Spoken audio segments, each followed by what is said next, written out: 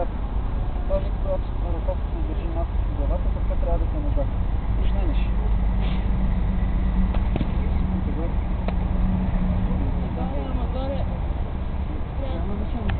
Друг да кажеш.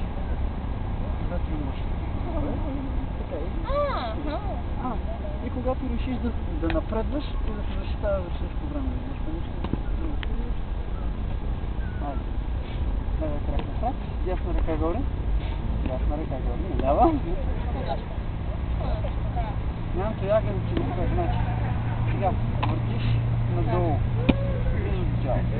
Хоп. Също. Но гледаш напред. Се въртиш пак. Хоп. Секунда. Точно. Също няма.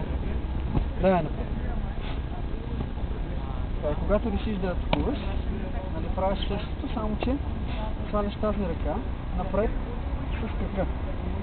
Хоп, и хваляш с предни. Така. Вече имаш атака. И от тук атаките ще отдолу и настрани. С крачка напред с задния крак. Хоп, мушкаш. Връщаш.